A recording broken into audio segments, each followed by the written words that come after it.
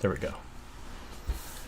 So continuing with the tactics every day, or at least, alright, so sometimes I'm doing tactics without you guys, but continuing with my theme of streaming those tactics, I think today I'm going to do a problem set that I've historically performed badly on, and I'm going to see if I can get back over 2500 while doing that. So just a little bit of structure for today. The theme is Rook endgames, but they're tactics from Rook endgames. So this should be interesting. And hopefully this will give me some inspiration for my upcoming series on endgames too. We have what looks like a desperate situation. At least at first glance.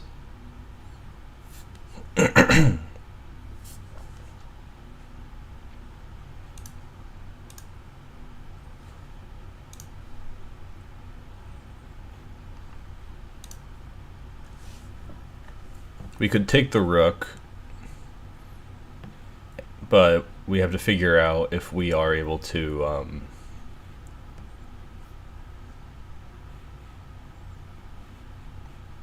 win after doing so. But this problem might be able, we might be able to get the first move by elimination, because let's say we don't take the rook and we play something like pawn takes h4.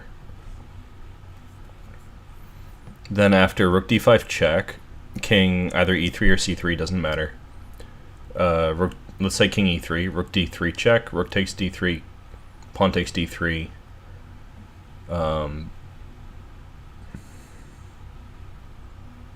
I guess white could play pawn takes g5.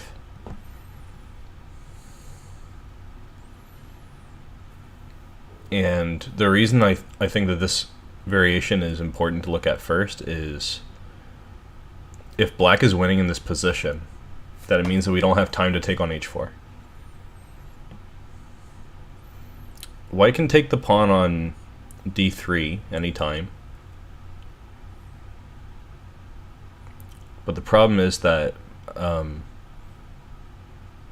they can't capture these queenside pawns. So I think black will just play something simple like king f7 to g6 and then take that pawn. Unless maybe you can play h4 and get a draw that way. And just to illustrate with arrows what I was thinking here. This check, I wanted to see if this endgame that happens when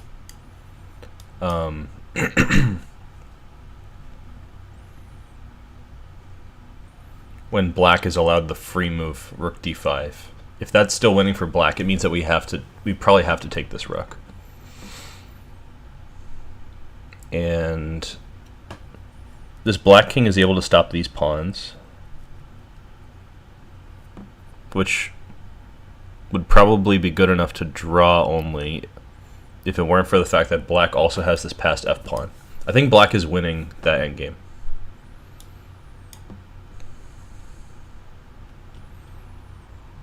Because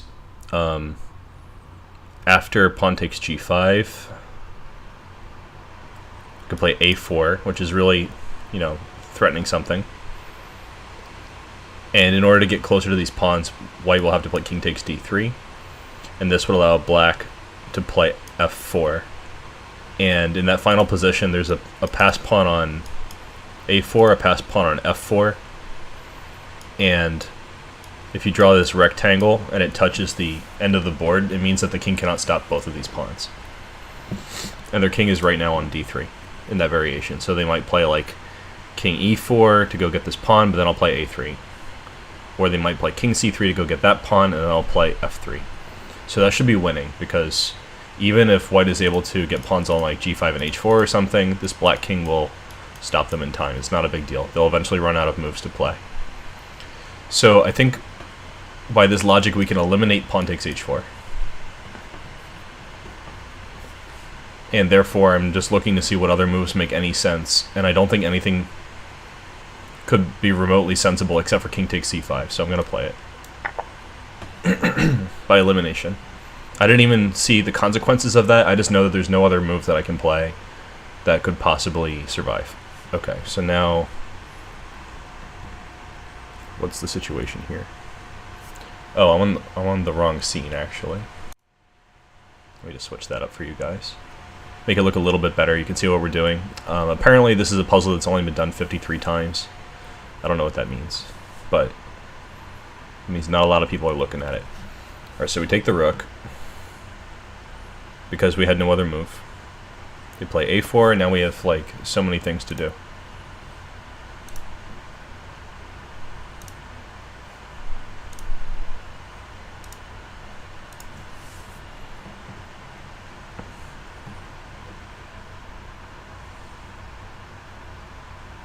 One of the obvious things is like, can I just take this pawn on b5? But I think it might be important to think about this a little more abstractly than that. Like maybe the rook is needed over here, and it's better not to take this. One possible situation like that could be, you know, if I'm taking this pawn, it would be nice to go behind this pawn and take it. I don't really want to go hunt it with my king, because that'll allow their king forward. But once I do that, maybe it allows them to play a move like e3, and after like, I don't know, king d4,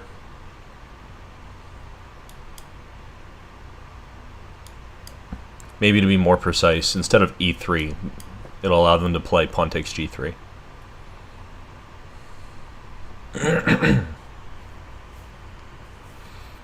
So really what I need here probably is some productive rook move that doesn't allow pawn takes g3 to go unpunished.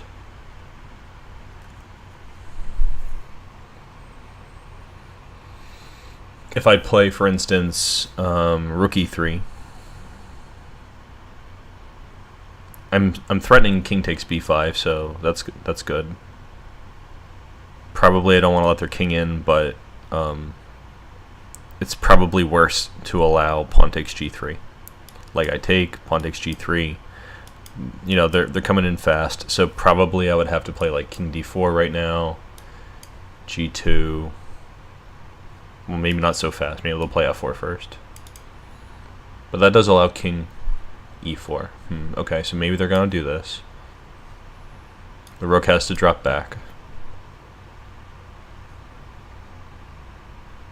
Now f4. I don't know. Maybe it's actually fine to allow pawn takes g3.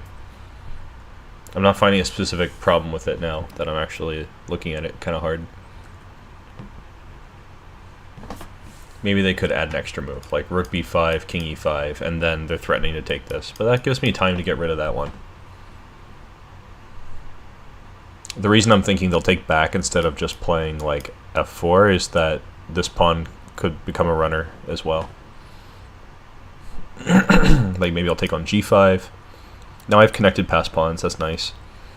So if they do continue with f3, with the idea of either pushing these pawns a lot or something, I should be able to stop them in time. Like my king's really close, I can take this pawn on a4.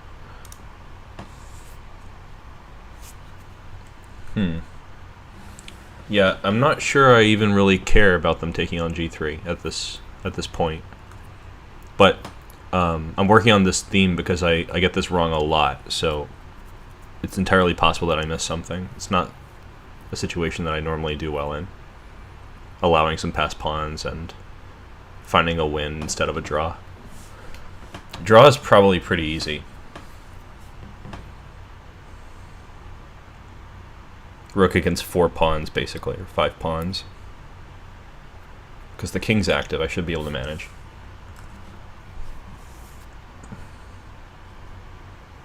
Alright, let's see if there's some basic thing that I'm overlooking. I take this, maybe they're not even going to take on g3. I don't know, it looks pretty easy. And then here I was thinking king d4.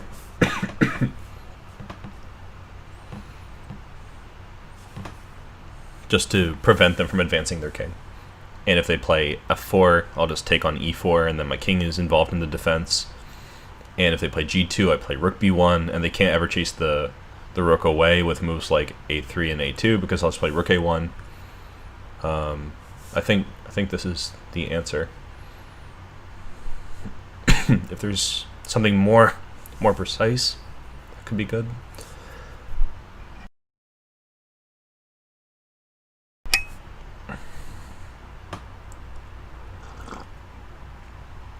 I think it's just king d4. Let's see. Alright. So starting out pretty well here. This was 26-13 rated, and I don't think it was too challenging, so we keep going.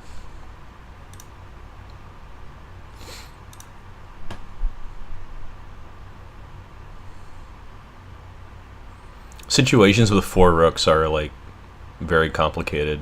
A lot of the basic stuff that you learn about rook and pawn in games just don't even apply yet in these situations. And there's a ton of ways that you could reduce to like a rook and pawns scenario. It plays a lot like a middle game in my opinion.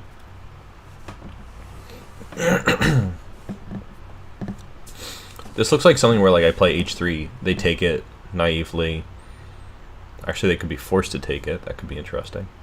Like h3, king takes h3, rook g1, and then next move I'm playing rook h8, checkmate. That looks kind of right, because these rooks can't come back to the defense of the king. If I play h3, king g3, rook g1 check, king takes h3, rook h8 is mate. If they play king g3, rook g1 check, and then king f2, I can play rook g2 check, king somewhere. And I think they actually have the same problem on the first rank. Like they might play king f1, and I would play rook a8. They have to play rook e7. I play rook a1.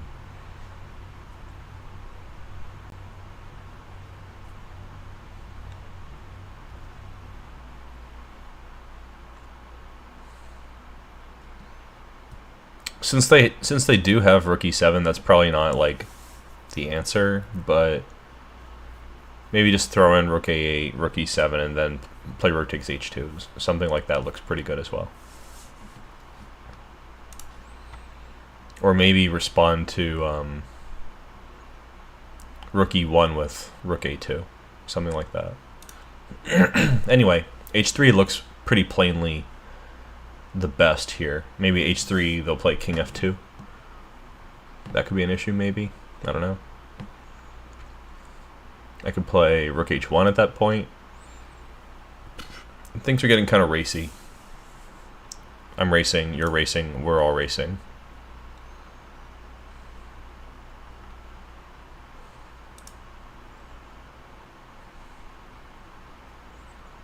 Well, since we're not doing well in other respects in this position, I do think that it's probably good to play h3.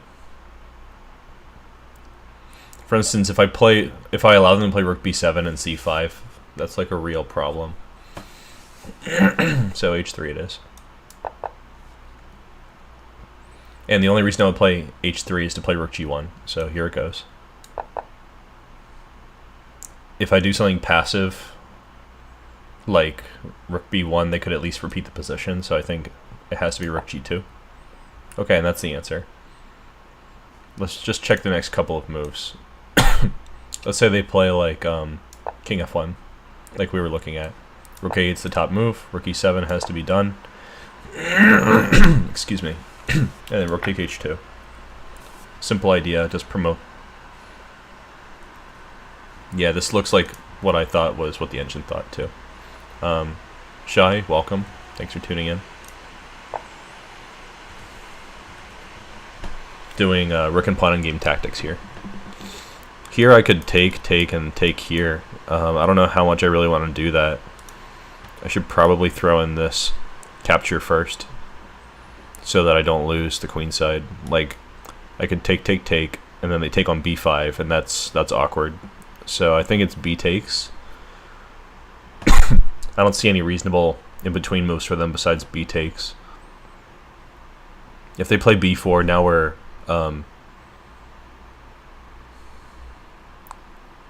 cooking with charcoal or something, because I can just take it and then I have this pass pawn.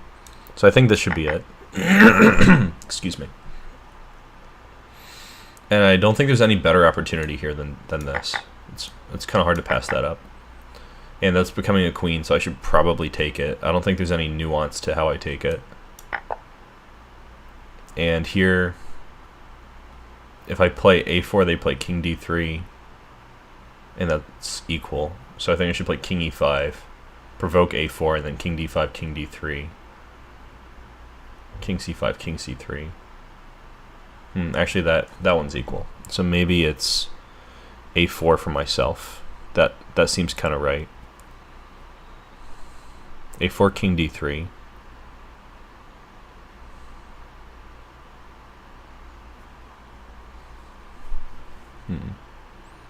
King e5, king e3. Hold on. Alright, where's the not equal thing here? Hello, Eater Master. Welcome. How are things going for you guys? And how is World Open, Eater Master? I think you mentioned it already in the Discord, but I was like half paying attention. Yeah, I'm trying to stream first of all when I can, even though that's like kind of unusual. But I also want to try to accommodate people in other time zones because there are a bunch of people in Asia and stuff like that. Yeah, so we have people in Asia and Europe and North America. So if I can do like more variety, I think it's good to accommodate. Welcome to the chat, MK. I should start pronouncing your name as MK, just to make it kind of funny. Like, welcome to the chat, MK. 5 out of 9 is not terrible. Assuming you're playing up. Even if you're playing down, it's not terrible. It's just, you know, obviously 5 out of 9 is better against stronger opponents. So here maybe I should consider the obvious, like king c4. It's a race, but they're not doing so well in this race. Like they go here, I go here. They have 1, 2, 3, 4, 5, 6, 7 moves to make a queen, and mine is really just getting in there. In fact, it controls a promotion square. So I think king c4 should be it. I don't think they can trap my king on the edge here. Let me see. King c4, king e4, king b3, king d3, a4 wins the game. Because they can't maintain this, like... Oh, actually, they could play king d2. I take it, they play king c3. So maybe not. So maybe I should just go ahead and take it. King c4, king e4, king b3, king d3, king a3, king c3, a4. That makes more sense. Yeah, they have king d2, that's right. Sorry again for the latency. Yeah, there's always some delay. Probably always will be. Something, laws of physics. I think this is the only move, though. Yeah, and the way that this would play out is, like, I was thinking this one. And then I play this to get the opposition again. So when they go here, I sneak out, and then I'll go take these. They can have that one, I don't care. Wins the game. Alright. But that started as a rook endgame. a4, king d3, king c5.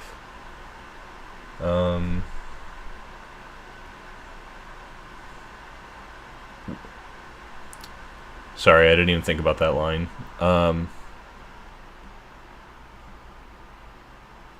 It's a lot of question marks, so I'm sure you must have seen something there. Okay, so what do we have here? Another rook endgame. They're all going to be rook endgames today, unless I get sick of it and switch. So they have rook and 2 pawns against rook and pawn. We're promoting. I guess the question here is how do we stop their d pawn if they just start throwing it at us without losing our a pawn, something like that. But can't we just go like take it at some point? Obviously not allowing rook g3 and rook takes a3, but like wait for them to play d2 and then play king e2. That seems pretty normal.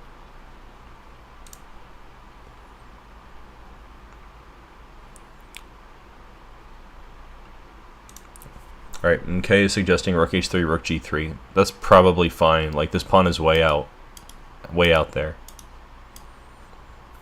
Yeah, I think I take my puzzles a lot more slowly than you guys usually do. Even if I see a forced line, I sometimes try to look at a few things. But probably this is right. Rook h3, king anywhere, rook g3, that's a pin. They might play like king f4, rook takes, pawn takes, a6, should win. Easy. so we move on. Um,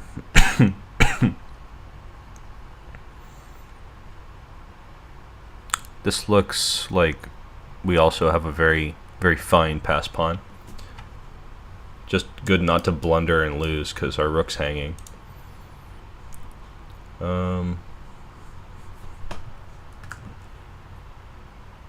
Yeah, I saw that Shanok did really well. Congratulations to him. He's been doing well in general, I think, in chess.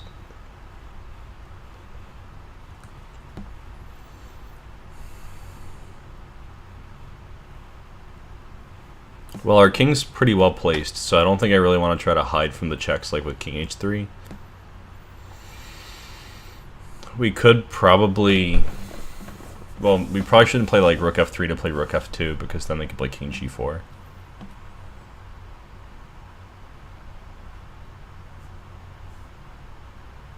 We don't have enough time to just push this pawn, because they're getting rook d8 in time.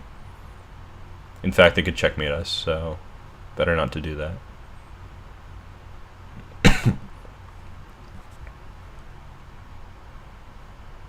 Well, I guess we're not actually losing on the spot if they give us a check. Like, we could play king h3. So maybe it's g5, rook d2, king h3. And if we could respond to rook d1, probably with rook g2. But then rook h1, rook h2, rook takes, pawn takes, king takes. That's not good. We're actually losing that.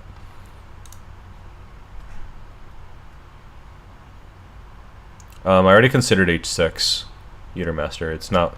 I don't think it's working. h6... what was the line I looked at? Rook d2, king h3.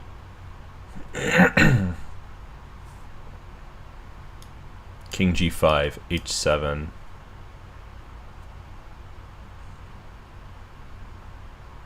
And rook h8.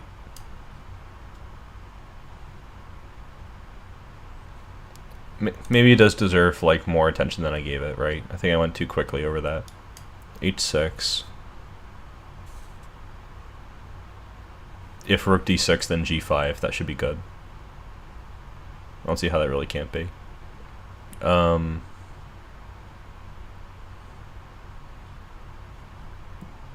I think it has to be rook d2. Otherwise, we're just making a lot of progress. I wonder if we can get it to h7. Like, let's say we just got it to h7 in one move. We play rook h8. Yeah, that should be fine. We play g5 and g6.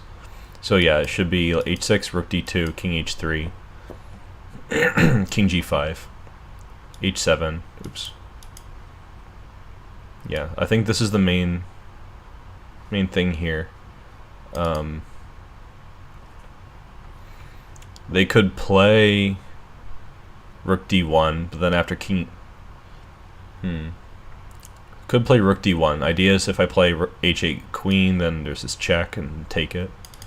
But also there's rook d8.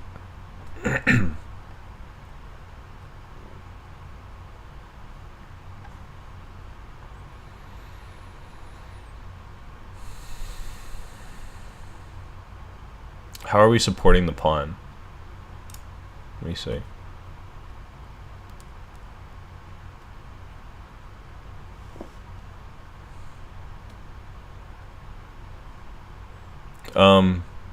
Okay, so I'm just seeing the chat now. Master saying h6, rook d2, king h3, rook d8. But then white plays g5, and I think that should be pretty clearly good for white, right? Because now the king can't participate in the defense. Is there something wrong with king g5 that made you want to play rook d8 instead?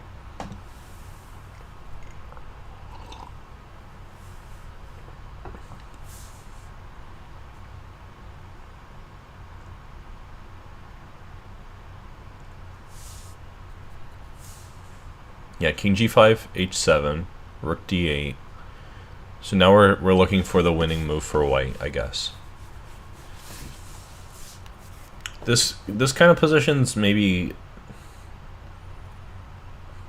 Like, maybe we can play the first move by elimination. Like, maybe we should just play g5 so they can't play king g5. Rook h3, rook d2. I don't think that's so critical. Looks a little artificial. I was thinking g5. Hold on. Yeah, king takes g4. I would throw rook d2 first, though, to get the king on the back rank. So what if we just play g5? You know, it's logical. We want to play h6. We just calculated this line where king g5's tricky. So we just go for it. We just play g5. Yeah, let me draw arrows so everyone can follow along as they join in. We play g5. If they check us, we play king h3. It's fine.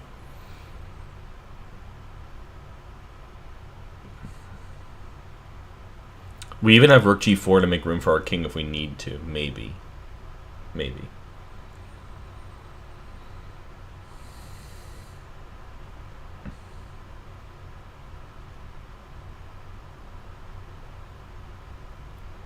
You know, I think we can play g5 by elimination. I think that we've eliminated h6. c4 makes no sense. These other rook moves, I don't see why we would.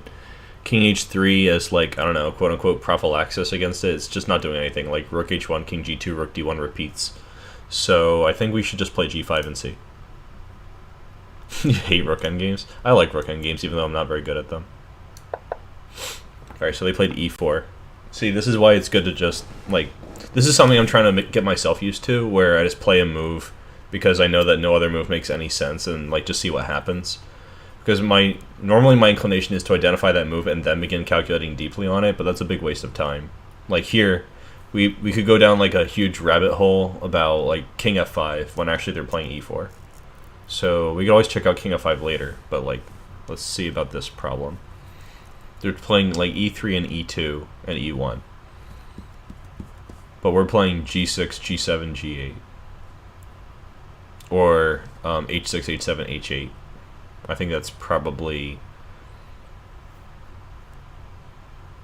I think I should start with the g-pawn. Because either way they can play king f5. So starting with h6 doesn't really help that situation. And we want it to be the case that when we play g8 or h8, that rook takes pawn is not a big deal. So probably it should be g6. So I guess I just want to compare these two. The only things that I really care about here. I don't think e4 carries any real threat otherwise. So it's just a matter of technique, as they say. I think just g6. Why do you hate Lichess endgames in particular? Like, these are tactics puzzles. They're just themed after rook endgames. They're not really... It's not like an endgame module. Alright, so I played g6. King f5, g7. Nah, this is all fine. Seriously? It's h6 only? Why? Let's see. So if I just play out my line here, like they're playing this, I'm getting a queen right now. I thought they might do this. And now they're not getting a queen at all. Like they can't really touch the promotion square. And they have no useful moves here as far as I can tell. So they can't play e3. This seemed kind of like easy to me. If they play rook d7, it's the same. I just push. So what's the big deal? They could add this. Oh, maybe this is important. Maybe they actually can add... They can get king f3 in. Like, let's say they do this. Take, g7. We're probably even winning if we just play, like, rook takes e3, but, you know, I'll humor the computer here.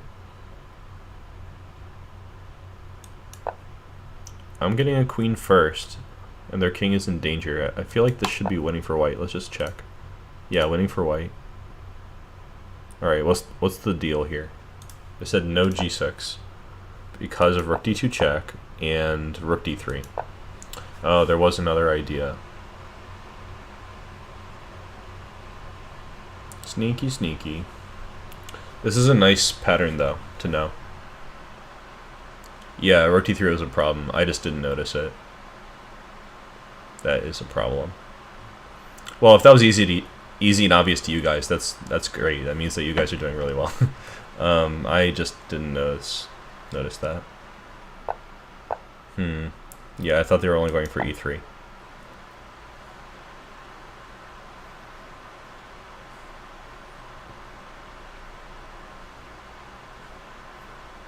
Okay, just gonna continue from here. That was unpleasant, but that's okay. Okay, so similar deal. I have a protected pass pawn that's kind of running, but in this case they're getting their rook in front. Like if I play d6, rook d7. So probably at that point I would want to go like b4 and c5. Can they even really stop this plan? This doesn't look crazy hard. Thanks for tuning in, Utermaster. Take care.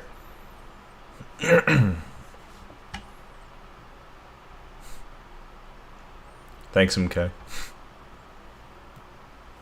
I will probably do this until... Hold on, let me just quickly check to make sure I'm not getting too enthusiastic. I think I have like an hour. Yeah, I have like an hour and a half. Triangle cool guy, welcome. Yeah, I think d6 is just it here. Having a little confidence. Just gonna play it. No? Seriously? Is it b4 first? Alright, so what's the difference? If I just... Oh, I have to solve it first. d6 is not good. Okay, this makes sense, but why not start with d6? This was my plan.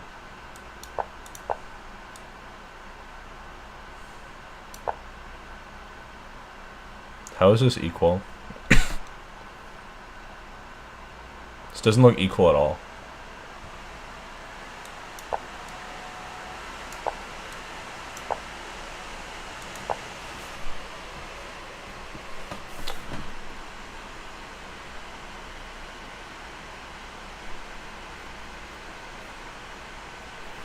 Okay, I guess this is very equal. If anything, white has to play well to not die. I just didn't think this could be really a problem.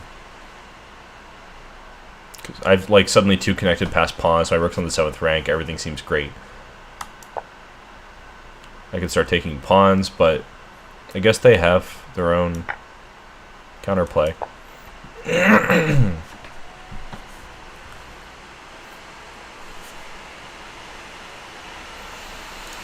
Well, this is obnoxious.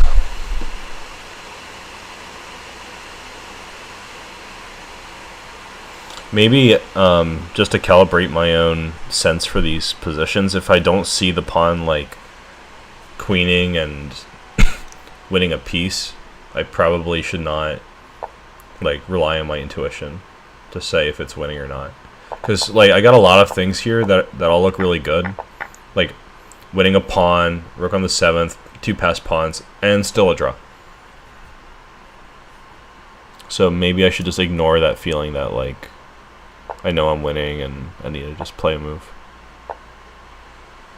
Okay, so I'll try to carry that into the next example. If these pawns were gone, a stalemate might be like rook e3, king f2, rook f3, king takes f3. That'd be silly.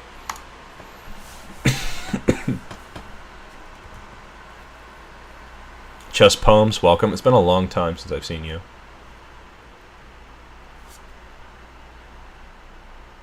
I hope your channel's going well. And as I understand it, you split your channel in two, so you have a writing channel and a chess channel now, right? That's cool. So here, rook g1 could be a thing, you know, like they have pawns doing the Space Invaders to my face, but two can play that game. So let's see this one. We go here, and I imagine they will take it because we're actually threatening to take it for free. So chop chop, and this pawn has a square that looks like this. So they are too far away. Their only hope is for counterplay. So I bet they'll push the f pawn, or maybe, yeah, let's say the f pawn. It's faster, right? So they'll do like f4, a5. My king's right here. f3. Well, even this is kind of getting nowhere. Like, this is just winning. Because once they play f2, I'm playing king f1. I think this is true no matter what they play, because they'll need to use at least 2 pawns to deal with my nonsense. So I like this one. Alright, and just double checking. They cannot catch my pawn. Alright, that was a pretty easy one. No, there was nothing really more to it.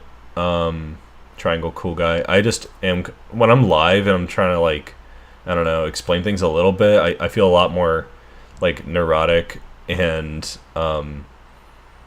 like, slow than I normally would be solving just by myself. So sometimes I'm kind of belaboring maybe obvious points. I should do that less. Yeah, thanks for lurking, Chess Poems. This looks like they just flipped the board around. They're like, okay, your turn to deal with these pawns.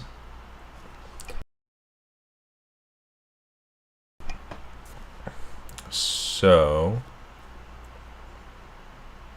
I don't want to, you know, just jump to any conclusions here, because even if I feel like I have great things happening, I've been wrong repeatedly, just making a quick move and saying, like, you know, these are all fine. Here, one thing that comes to mind is like f4, king g4, rook h8 with the idea of winning the game. But after f4, they could play king g2.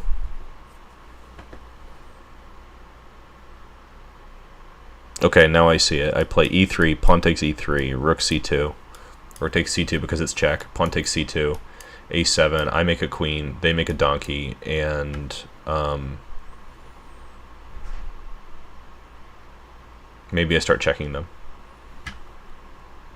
Because I'm playing from a worse position, so having at least a draw in hand like that seems pretty promising.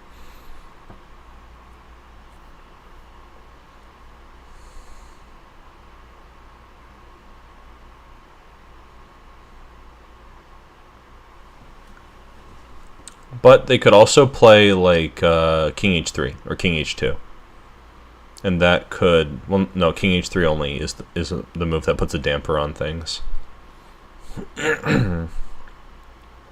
So let's say I go here. What's happening?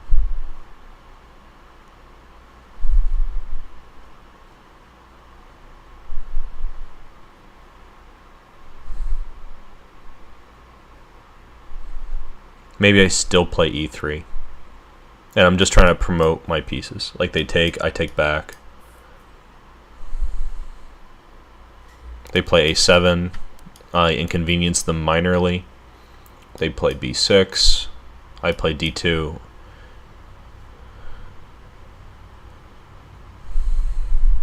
Looks a little complicated.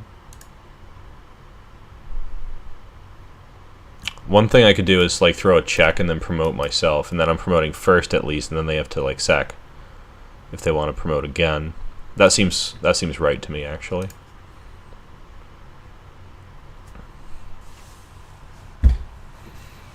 Yeah, I have been doing some uploads recently. A lot of it is like stuff I filmed a while ago that I've been editing, but that's mostly because I've been going through a time where it's been difficult to stream. Maybe I'm coming out of that now, because I've been doing live streams pretty often in anticipation of playing some tournaments. So I hope to make some more novel, more recently filmed stuff for the uploads pretty soon. Okay, so I think it's f4. King g2, e3, and rook c2. Oh, come on, that was like the good move. What could be wrong about that? I mean, I can also take this. And this kind of transposes to what I was just thinking. Yeah, I have this making a queen. But what's wrong with just playing rook c2? Because if they take it, I'm getting a queen. Really? This isn't good enough.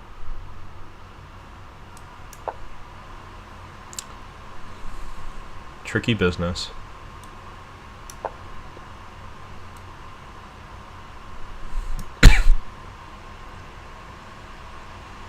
Yeah, it's annoying. It's just a draw because queens are on the board. Okay, so probably with these, I should also not be satisfied with reaching a queen endgame, even if I think I'm worse at the beginning. This is kind of just settling for a draw. Like here, white is probably winning except for one move. Let me see. So this is our starting position, right? Yeah, f4 is winning for black and everything else is completely dead lost. Okay, so that was pretty tricky. I saw both of these ideas though, so I don't feel like this is something I should get wrong. Because I saw this in a different variation. I saw that I should take on e3 in the line where they play king h3. Like I do this, chop chop, and I saw that this is winning for black. My problem is that I didn't realize that this is not winning for black. I thought they just both were winning. Okay. So, no queen endgames. Not going to permit that.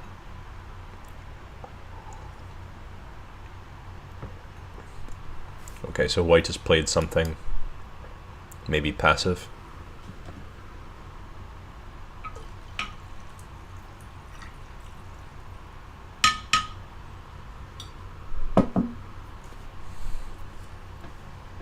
If we play b3, they just take this, and that's sad. I don't think we can afford to sacrifice both pawns for the rook because they are getting this in. And when they do that, I need my king on f6. And there's no way I'm going to get from sacrificing my 2 pawns with the help from the king back to f6. It just doesn't make sense.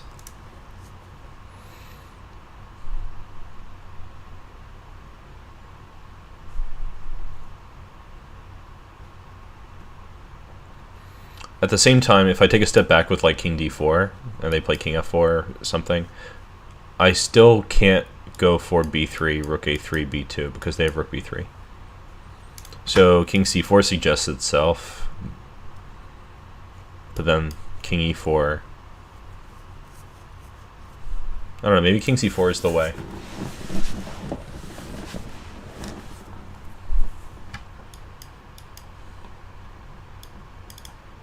I was thinking maybe king here, so that when they sack for the a pawn, my king is on a2 and I'm playing b3, b2, b1.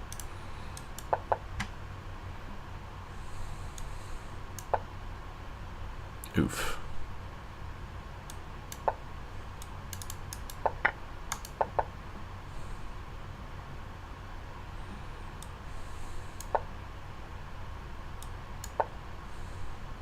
What is this?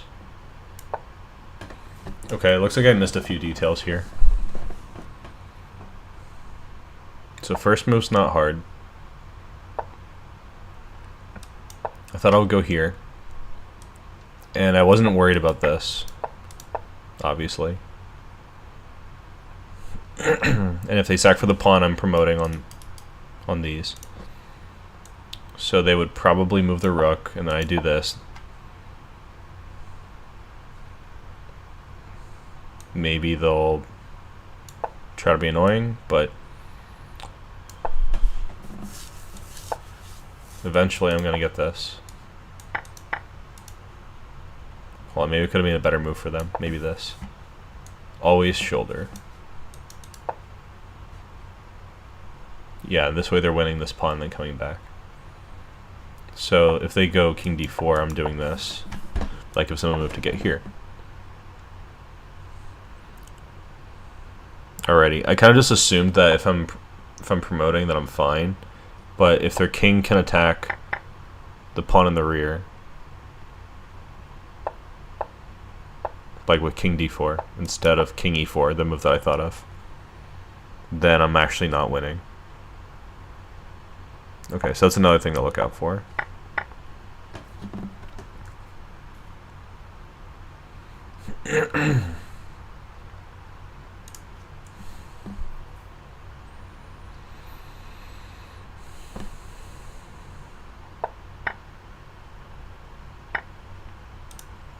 Yeah, chess poems. I can see from your videos that you actually do some editing. I am not really. I've never had time to set aside to learn editing. It's not one of my strengths, I would say. 2 pawns on the 6 wins against rook generally. Yes, that's true in a circle. So this is one of those situations where like your intuition might lead you to believe that you're doing really well, but these extra pawns over here kind of change some things. I don't know. It's very concrete. Like, I don't think it's as simple as just, you know, pushing it. Even here at the end, I can't put my king just anywhere. Like if I put it here, then they do this. Same if I put it here. Therefore, I have to put it here, but not here, because then they can go behind. So there's a bunch of small details.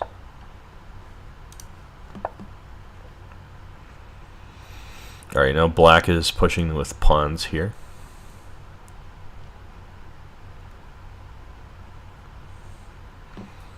This looks like the kind of thing where you just like go straight for the rook. But I have 2 paths to attack the rook. I could try to go this way too, but that drops this pawn.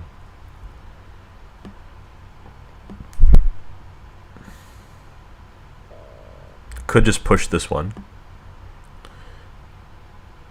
But eventually it needs help from the king anyway. So I kind of feel like I want to bring this king first. They can't leave the back rank. Like, they go here. I'll probably go right here. They take this, I go here. Rook here. King g2. We're at least looking at a draw. Like king f4, I make a queen, draw. But probably I'm winning, so it's good not to undersell. I think I do that a lot with good positions. I'm like seeing counterplay, and I'm like, I don't know, maybe I just need to play like this, and it's a draw.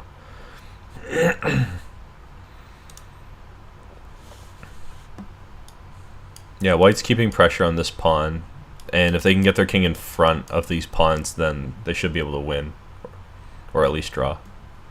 And we're probably winning here. So I think f3 looks like a unique option. King g3 looks like a unique option. I don't think any of the other moves make sense to consider. King g3, rook g1.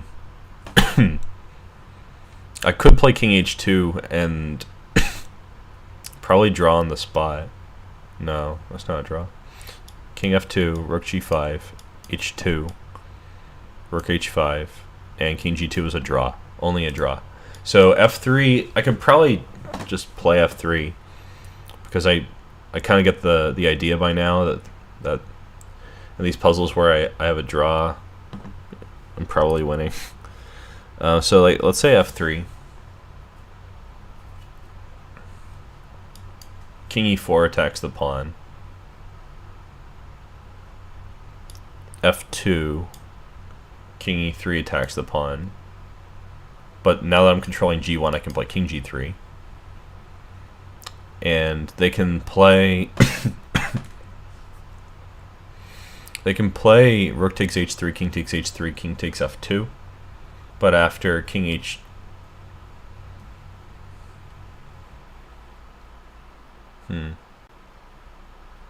after g4, black is winning. So let's say I play f3. What else do they even have here? This check doesn't look very productive because I'm going to get h2 a tempo now. Like maybe I'll play king h4. They play king e4 with maybe gain of time, but 2 can play that game. Hold on. Maybe I should start with f2. They both look kind of good. Like h2, rook h1, king g3.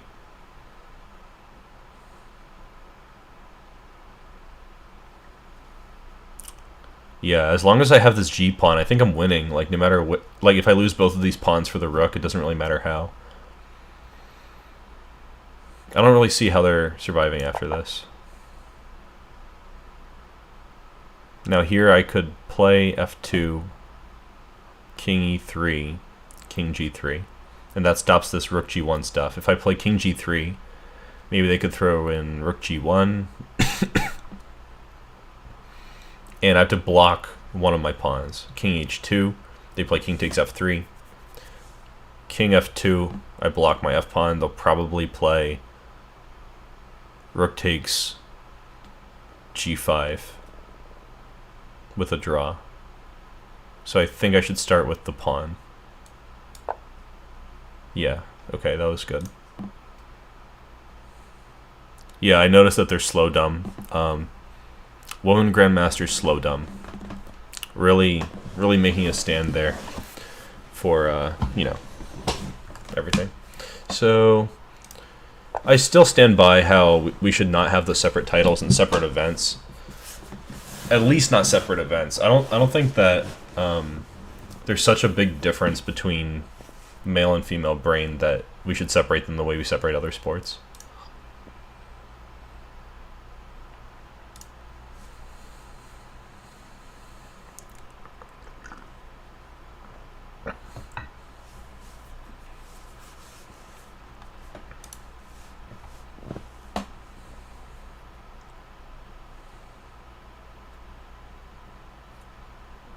So with this one, it's almost hard to like suggest a move that's not king d5. Yeah, I think eventually the separate events will fade into the past. 'Cause I don't think they're even doing a good job of encouraging female players. Yeah, in a circle, I do agree. Creating a separate category is tantamount to declaring it inequality. And in other sports, there are genuine forms of inequality, like just differences in anatomy that are relevant for the particular sporting task. And I'm just not sure that science really reflects that for mental activities.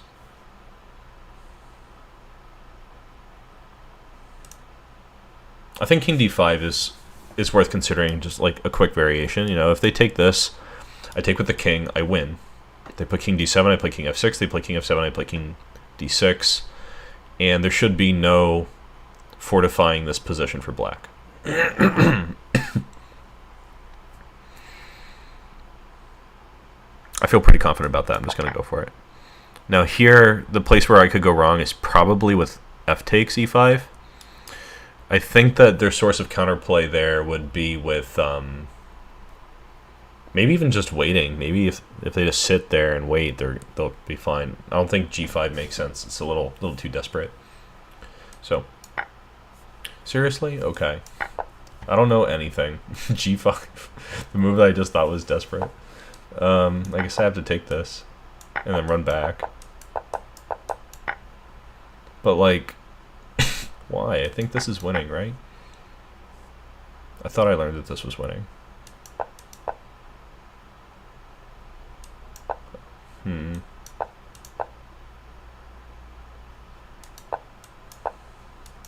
This is winning. I guess this is not.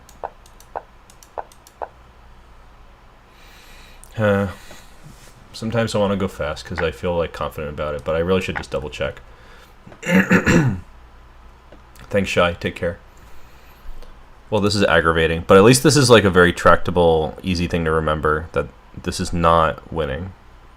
We have a little donut here on the king side, and it could be on the queen side, doesn't matter. It's centered on the middle line. I think this position shifted up one is winning because they don't have king f8. I think that's what I was remembering. I want to check this real quick, if you guys will forgive me. How do I set up a board? Yeah, maybe this. Oh, board editor. There should be a fast way to clear the board. Yeah, there. Alright, so that's illegal. This. I think this position with the white king up here is winning. I just want to quickly play this out. Big strength computer.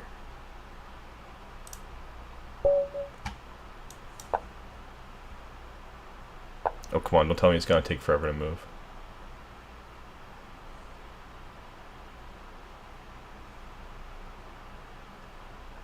Oh no, it's supposed to be black to play, right? Because the king just took, so I messed this up already. How do I abort this? I don't care. Resign.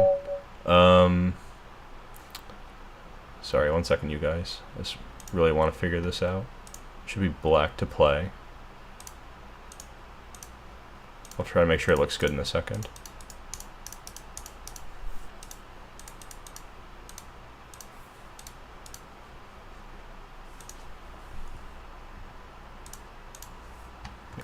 Alright, that looks a little bit better. Yeah, like, I go here. Hold on.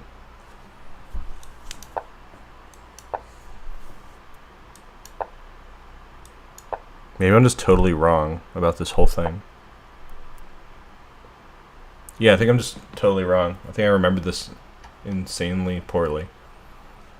Even if it's all the way down here, it's a draw.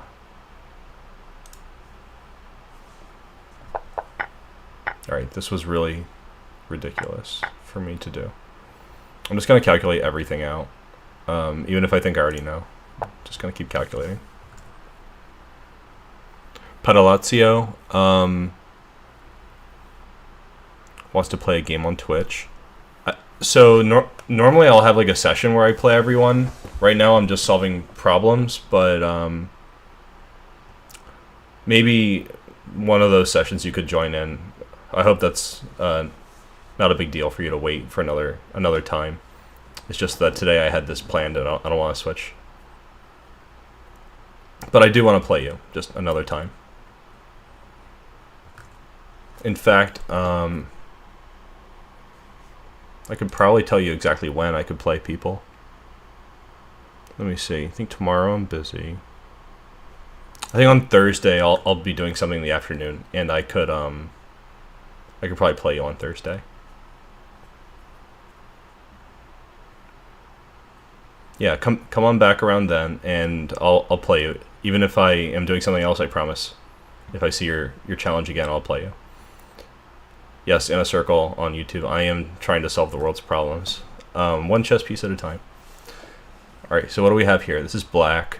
I want to promote my pawn. I don't want them to promote their pawn. Their pawn bad, my pawn good. Their king is far away. That could be good for us. Yeah, what could really go wrong if I just move my king out of the way? They can get in the square of this pawn. So they could probably make it just barely in time to protect that spot. But with my rook behind it already, I don't think that really helps them. My chair is sinking. So maybe just, say I'm going to take your pawn. Yeah, thank you, Padalazio. So maybe I'll just go take this pawn, right? Like, I go here. They play maybe king g3. I play d3. Because if I play king takes f5, I think after king f3, they should be able to get their act together. Like, we might see d3, rook c1, d2, rook d1. That looks like a draw. So I'm calculating d3 first. I'll come back to this other one. So let's say d3. If they play rook c1, d2, rook d1 now, I'm going to take that pawn. Oh no, and then after king f3 it's the same. So maybe there's a problem here. King e4. I should probably be stopping rook c1. I think this is part of the issue. But I want to stop rook c1 without blocking my pawn. Rook g7 also came to my mind, like Padalazio is suggesting. Because it prevents king g3 in the first place. So maybe my king is enough. The thing is, usually I want to keep my king centralized. I'm not sure I really want to use my king to run the pawn all the way there. But since their king is cut off, maybe it's not so bad. Because eventually they're going to have to give up this pawn. Well, they'll have to give up the rook for my pawn. And if their king's cut off, they shouldn't be able to join this pawn and get a draw. So let's look in that direction. Rook g7.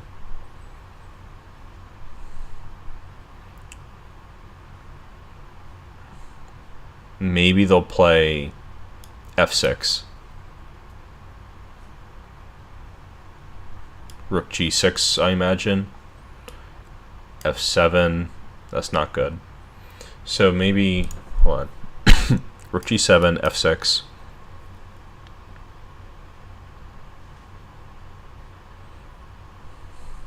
If we play rook f7, then they have rook c6, and that's annoying to me. Maybe now we could try to divert their rook by playing, for example, king e2, king g3, d6, rook d6, d7, I'm sorry, d2.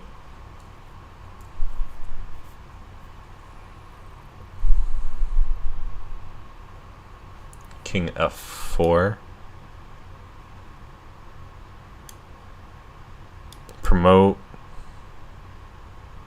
They take it, I take back, and then king e5, draw. I think it's a draw if I play that. Oh, rook f7 and king e4. Gotcha. Rook f7.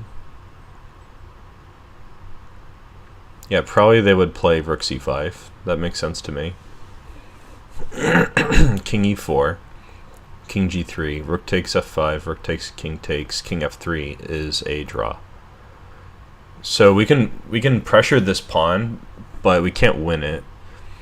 At least not on the spot. So after rook c5, king e4, king g3, d3, king f2, d2, king e2. That's also drawing. Yeah. We have to stop them from either bringing their king in front, bringing their rook in front, or allowing their king to join their own pawn. We have to stop all those things.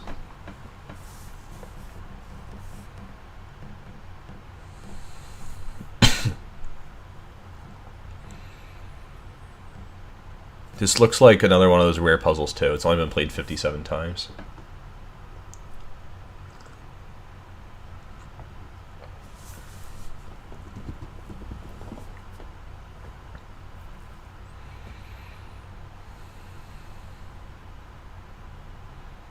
What if we just consider something somewhat obvious, like rook h7?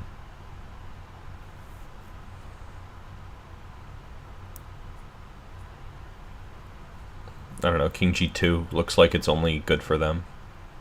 Yeah, we're just moving our rook from behind the pawn to force their king closer to our stuff. I don't think that's useful.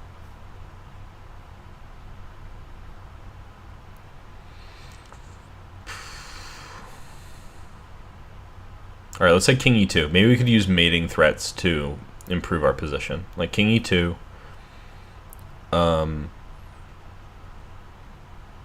Okay, this is not too hard. We can do this. King e2. Maybe they'll play king to g3 anyway. d3.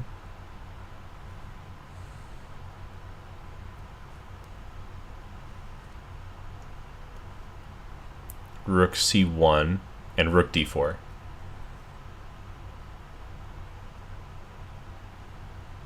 Idea to play if they play f6, then we play rook d6, f7, rook f6, and win the pawn. Because if they play rook c7 now, we play d2. I think this is it. And even if I'm wrong, it's okay. This seems like it's a very hard puzzle. Oof, -10. It's probably not that hard. Alright, we thought king e4. We also thought rook f7, rook g7. Did we really not guess any of the moves? King e3? For some specific reason, king e3. Okay. And it's not to push the pawn? Maybe we check them away first? Alright, I don't understand the solution even after seeing it. Alright, so I thought that they would play king g3, like no matter what king move we chose. And I thought that I'll push this. Oh, I didn't think about rook e8. I thought that they're gonna play something like this and try to slip in, like with a draw. And it's showing a draw for this one also, actually. Oh, but rook d4. This was my solution, right? I thought this would happen with the king on e3 and g3. Maybe we could just quickly check if that's actually a draw. I thought here, and then this. Yeah, this is winning for black. So at least this wasn't wrong.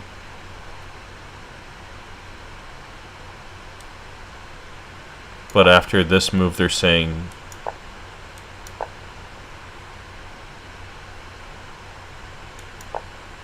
that this is equal. Okay, so they're not even making a move to stop the pawn yet. First, they get their king to a good place, and this is equal. In another line, I saw this was equal. I don't know why I didn't think it was gonna happen here. Probably just getting frustrated from trying to do this for a long time.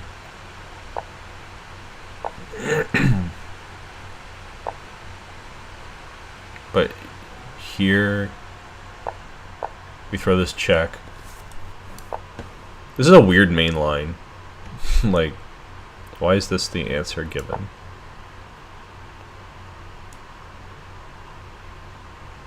I'm trying to just play the engine moves to try to understand, like, why this is what they gave.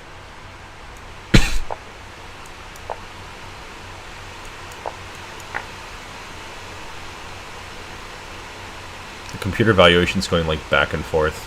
It'd be, like, barely winning, equal, winning. Very complicated for a tactics puzzle. I think the big takeaway here, there's probably two. So the first thing would be that if you can get a move like this with tempo, it's forcing them to just, you know, make moves on the H file. If you can make some useful play on the F file, this is probably going to win you the game. In this case, it looks like we're winning the F pawn with tempo because they have to constantly, like, move their king, and we can go take this and then come back. So that is hard to spot, but I appreciate that as a takeaway for this puzzle. And the other thing would be, I guess, that there should be some problem with them playing obvious moves like f6. Like, let's say they go here. No, that's too obvious. Hold on, what's up with you guys? Yeah, avoid rook endgames at all costs. This is definitely the moral of the story. As I sit down to do a category called Rook Endgames with Tactics.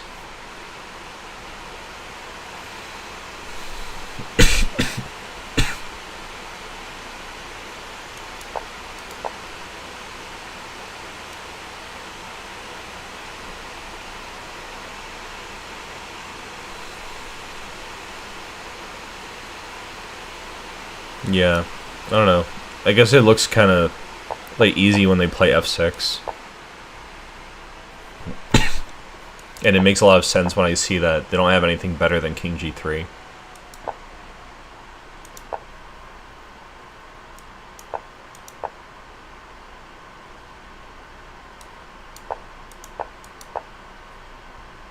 This is kind of obviously winning. Yeah, I don't know. As I play it out, it makes more sense, but kind of not easy to calculate. Yeah, this is exactly what I want to see. 2 pawns promoting on my side of the board, and me to play and win somehow. Well, this one's actually easy, I think. Rook g4 check. King h1's the only legal move, and then rook f1 wins the game. And I'll make a rook just to be silly. Yay. I got one right. Woohoo.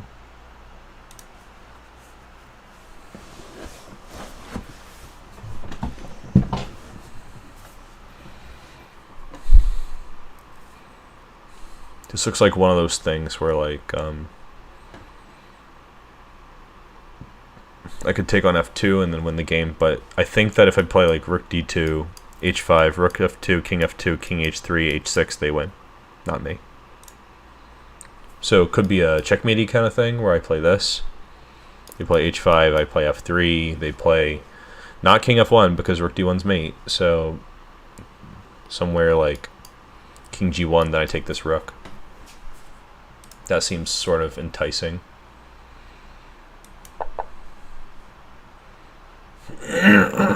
Excuse me.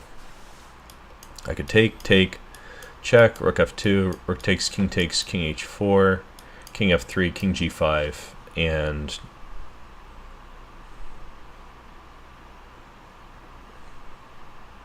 king f2, king g4, king g2, f3, f2, king f4, king f1, king g3, king g1, f2. Yeah, it's a draw.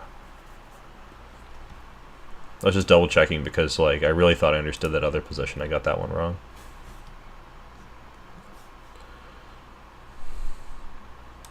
Alright, so I take, rook d2, rook f2.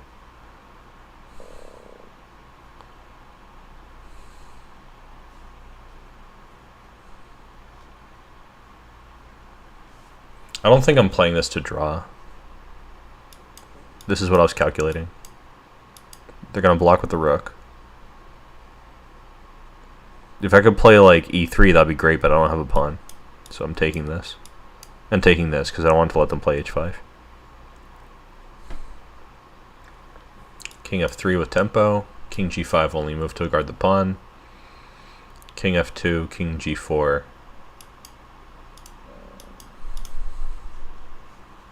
King g2, draw.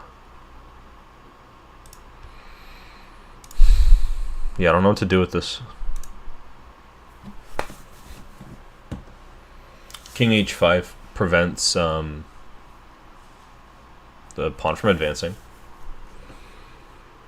but it doesn't seem good. Not good enough anyway.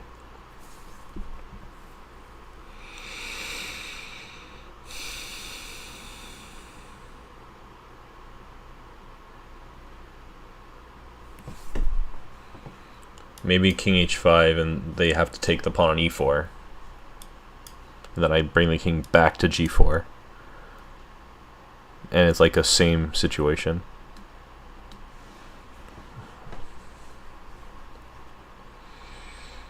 No, I'm not feeling it.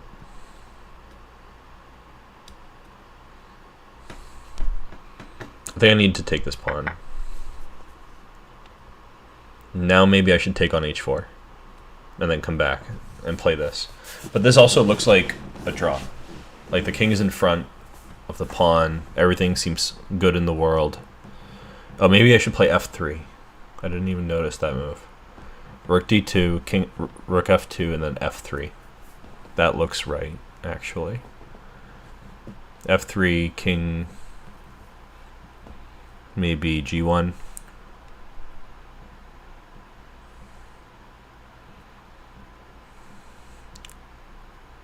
And then rook d1, rook f1, rook takes f1, king takes f1, king takes h4, king f2, king g4. And black is winning. Okay, so that's the key. This check. Slightly sneaky check. Because this is the line that I just calculated here.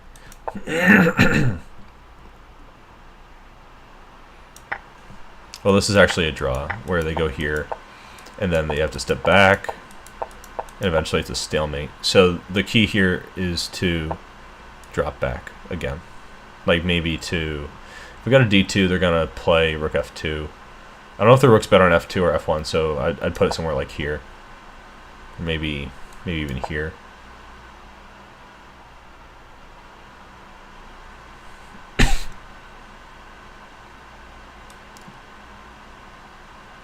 Actually, I kind of like them not being able to play king f2. So maybe go here, threatening rook g2, which would be like kind of easy. And then go here. And now I'm going to take this pawn. Oh, this is equal. I think I just got lucky here. So I thought this was better, but it says equal, like rook c2. and somehow I'm not making progress. Thanks for following on Twitch, xjaker93. I've had puzzles with drawing as the objective, but there's not a lot of them. There's a mate here somewhere. Like, Engine seems to think this is nice. But, like, trading that was bad. This is one where I feel like I guessed the moves just because every other move, like, seems simple and not right. I don't really feel like I got this one clean. Like, would I beat Stockfish here? I don't know. I might get swindled. Like, let's say I go all the way back. And they're just, like, holding the fort. I think at some point they're going to throw h5. To try to, like, make me give up this pawn. But what I really want to do is try to, like, trade the rooks in a good way. So we might see something like this. Right now it's not good because of king f2, so we'd have to do this first. They might play like that. Oh no, but then we can do the same thing again. That wins. So they have to block. It's definitely not an obvious position. I think here I can finally get rook g2 like I wanted. That's kind of a good detail. This is equal to, after rook d2. It's obnoxious. Throw this in. There, that's a lot easier. Yeah, I hope you guys don't mind me, like, fiddling around with this. I just kind of want to, like, build some intuition from it, because it is a weird puzzle. Like, I got it right, but didn't feel like I really got it right. Okay, so, next one.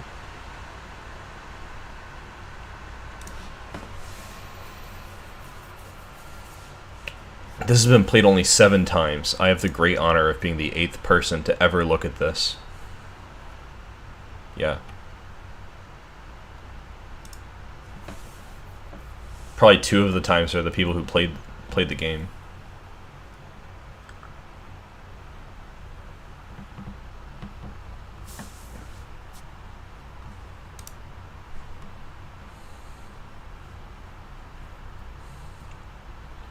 Yes, it is not the number of passed pawns, but the quality. And here, it could even be neither the number nor the quality, because we have the same number and they all suck.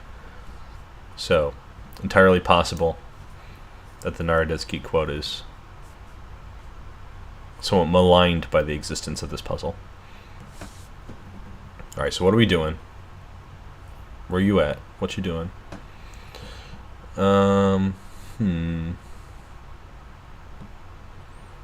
This kind of thing would definitely show up in like a study book, not like a tactics puzzle set. If it was curated, this is kind of like ridiculous. Oh yeah, to me, you're right that technically only one of these is passed, but I think they all have the potential to be passed because the 2 on the king side, like if you sack one, the other one's passed now. So that's the thing. One thing that I imagined here was like white might play h6 at some time, and tactics permitting might take on g7. Like if you carelessly play like rook h1, play like pawn takes g7, and the pawn guards the rook on the back rank. Inner circle wants to trap the rook. Okay, that's a thought. Like you could play rook e1 check, king somewhere, rook e8, rook h7, and then king g8 traps McGee. Probably they would exchange, but that looks winning even though they have 2 pawns, because after king takes e8, you know, let's say their king move after rook e1 was king d4, you know, they're running to get the pawn on the b file. They'll play king c5 next, but this gives us lots of time to go get that f pawn and that h pawn probably. Order might matter though, so let's see. Is that really winning? So should we take that? I would rather take the h pawn than the f pawn, but that probably takes too long. They're playing. Their king will already be on d4. The sequence that we're thinking about here is something like this. Our king's here. Their king's there. And then, oops, I was trying to do other colors, and I messed up, so. Alright, my king's there, their king's there, and probably they're going to do like 1, 2, 3 to take this one. And we're going to have to, if we want to take this one, do 1, 2, 3, 4, 5, 7 to take that one. So let's see, 1, 2, 3, 4, 5, 6 to protect this. They could even go here. 1, 2, 3, 4, 5, 6, 7. So they could take the pawn and come back in 6 moves. It takes us 7 moves to take their pawn. So they are way ahead in that sense. So I think we can't really dream about taking this h-pawn right away. Maybe not, unless there's some other way that makes more sense. 1, 2, 3, 4. 1, 2, 3, 4, 5. 1, 2, 3, 4, 5. It's the same if we go through the back or go through the front. Because we make a pit stop. Can I get a third color in here? Yes. 1, 2, 3, 4, 5, 6.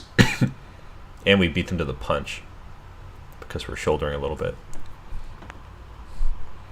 Just to be mean, I might play king d7 to e6 to f5 to take this pawn. Because it's the same number of moves, but it prevents them from getting closer. So we take this, should be winning because their pawn is so far back. Yeah, I kind of feel this is right. Oh, and we stop here? We were just starting. Just kidding. I guess they no longer have distinct ways to win.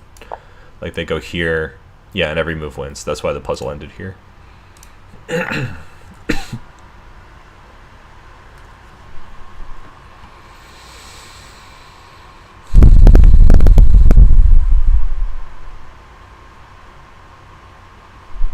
They have 2 extra pawns.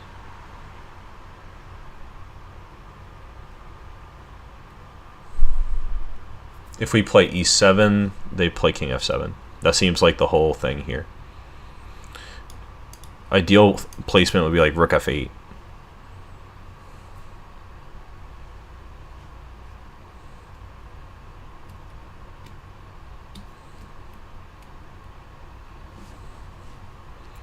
But that takes 2 moves. So in 2 moves they might play like rook c4 and rook c7, trying to blockade that. But the move rook b8 comes with tempo, because actually after rook c4 we can play e7 now. King f7 is not effective anymore. We can just play e8 queen. So I think rook b8 is just winning. If they play a5, we play e7. They don't have any checks, they don't have rook e4.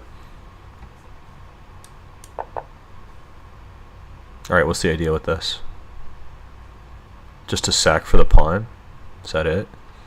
Is that all you got? Is that all you got? Yeah, that's all I got. Quality over quality.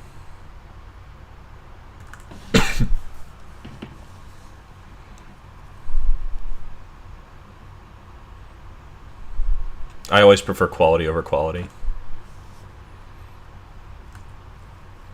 I want my quality to be better than their quality.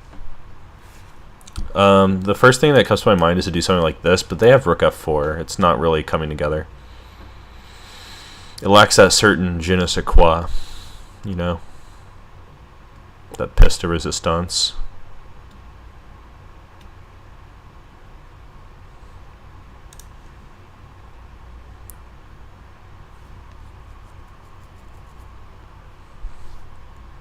So c6 type memes might be relevant. c6, they should only play king a4 because king b4 is illegal. Yes, the tortellini to my linguini in a circle. That's exactly what we're going for here. That's the key to endgame success. The farfalla to my angel hair, and so on. I mean, the list just goes on. So c6, king a4 could be something. But even after b5, if they play something lame like king a3, I'm not sold on it. Because we're not really winning on the queen side. All the pawn moves there don't do us a lick of good. So pawn takes g3 seems to be important. The thing is, after rook g4, pawn g4, pawn g3, I don't think we're even getting back in time to win this pawn on the h-file. Like c6, king a4, king c7, h6, we're just so far away. Saber strikes, you're right, we would lose in that variation. But what I really want, like what seems thematic, is to play a move like pawn g3, rook g4, pawn f2. And after rook f4, something magical has to happen.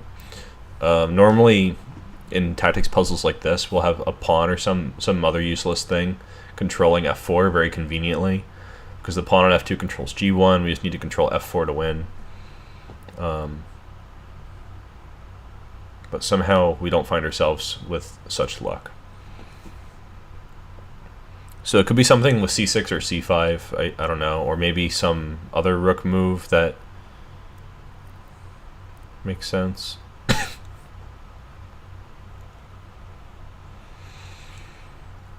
Maybe the rook is just super important there, so we could afford to play something ridiculous like f4. I'm sorry, c5. So I'm thinking like c6, king a4, c5. I just want to kick the king away real quick, just in case. Then c5, king f5. I'm sorry, I'm like having a stroke here. Rook e4, f5.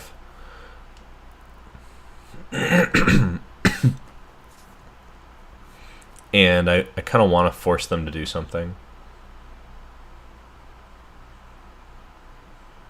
I don't know, even rook takes f4 doesn't look that bad for white. Rook takes, pawn takes. They have an extra pawn.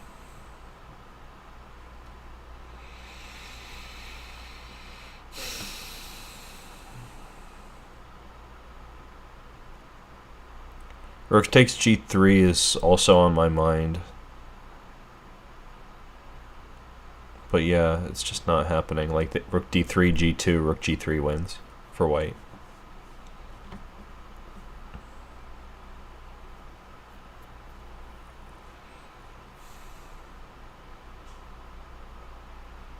Ain't it funny how it happens? I don't know. Just don't know. The tremendous uncertainty of life is really weighing on me at the moment here.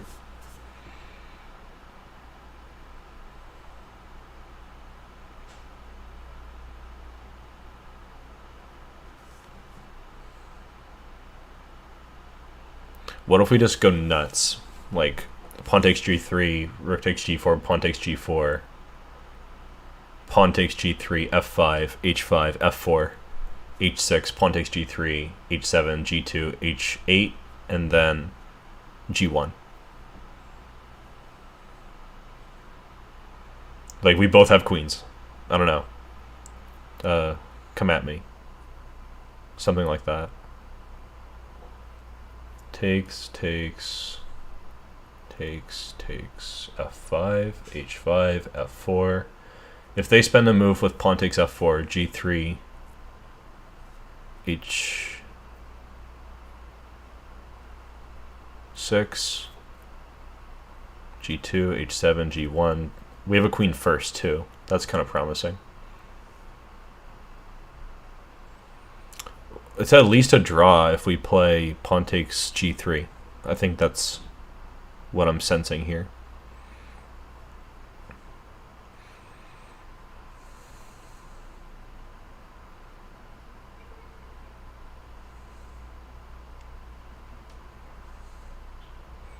I don't know if we actually mate by queening first. I think it just makes it equal. But equal's the best I've got right now. I'm going to play it. Alright, I take back. Which seems absurd, but here we are. Alright, now here do I throw in c6 or do I play f5? I'm inclined to just play f5. Because if they play king a4, because they have to, and then I play f5, when they promote, they're going to have all these checks on the 7th and 8th rank.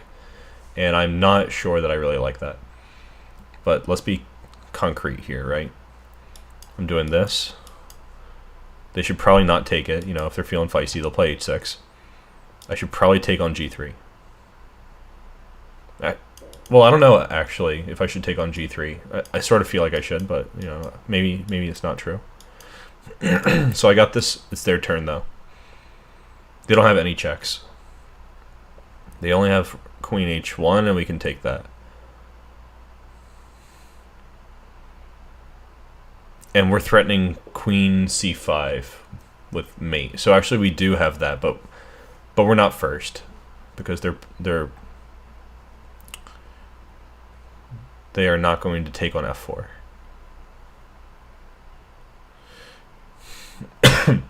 I don't see why we should give up this opportunity to have a mate threat, so I'm going to play f5.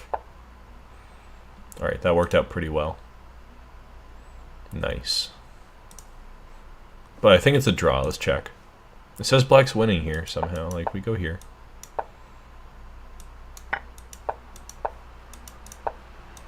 They can't defend this? Like...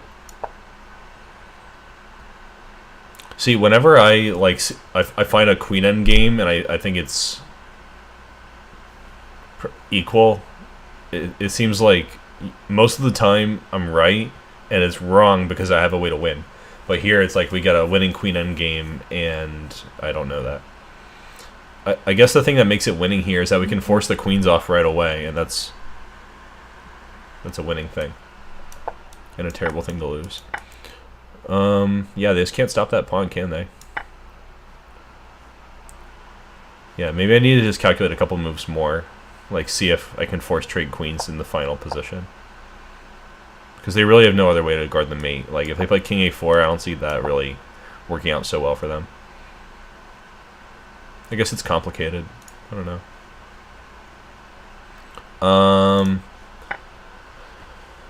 I think I have time for like one more. I have to run soon. I don't think it was obvious that because they have no checks we win. I think it's mostly because we had to force trade queens. That was nice. Queen endgames are tremendously drawish. Alright, and here we're playing black. I might have to run before I even finish this puzzle, but I'd really like to.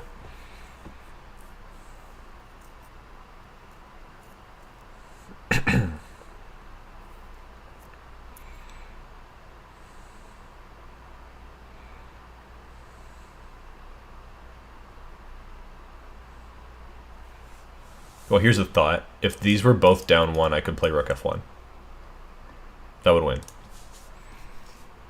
So they don't have any shelter against that.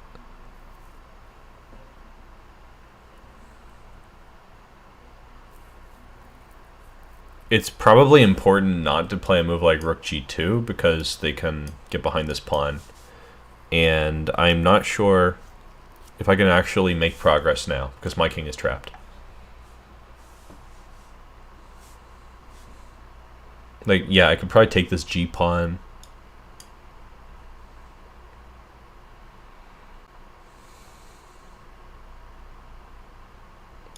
But after king e4, it's necessary to go back and protect that pawn from the side.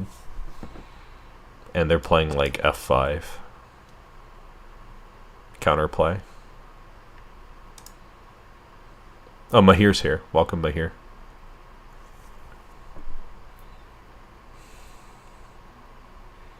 Chess Poem says that he gets them right once he turns the rating off. That's funny. I wonder if it's probably the same set. So I'm kind of feeling rook b1 based on the comparison that I just made with rook g2.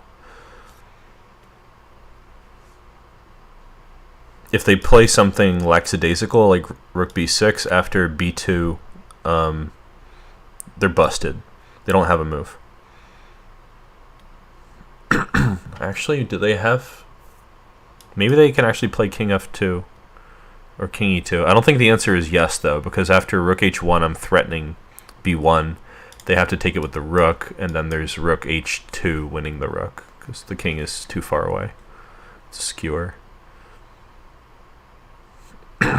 Okay, so this is a serious threat. They could play a king move as well. Like, maybe they'll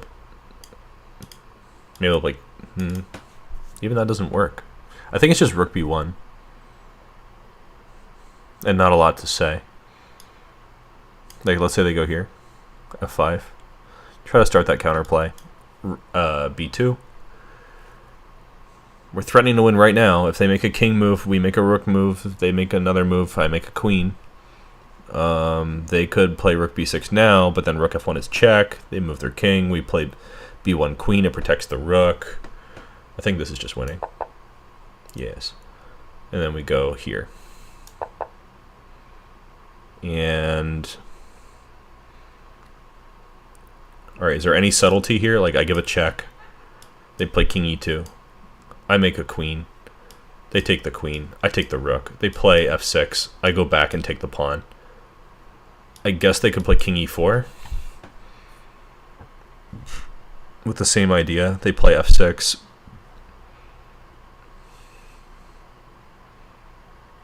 Oh, but I can sack for the pawn and then play king g3 and king h4 and then king back to g3 and then promote. Okay, this is good. Alrighty. Yeah, I think that one's more like, not Ventura, but what's the name of it? The one where you have to hide on the edge. Oh, it is Ventura. Yeah, you're right. I think it's very similar to that. Okay, well, I'm going to stop here just because I think I have to. And it's been great hanging out with you guys and doing these puzzles. And it looks like we did get over 2,500 on this tricky problem set. So that was nice. I've underperformed in these in the past on light chess. Not that I like do these puzzles very often, but you know, I was showing very low in the rook endgame category. I don't know if you guys can see that. Yeah, you can. But now, like, it moved from like 23 or 22 up to 2,500 just in this session. I could probably do that here to make this look less like Pac-Man for the pawn end games. That's this one here at the bottom. Yeah, thanks for tuning in. I'll catch you guys later. And hopefully we'll do something besides tactics next time. I think I'm going to play games on Thursday just to see if I can get a game for, oh, what was her name? Padalazio. Yeah. So if you guys want to play me or something in some casual games on Thursday, I think that'll happen. I'll set the time exactly once I know. All right. Take care, everyone.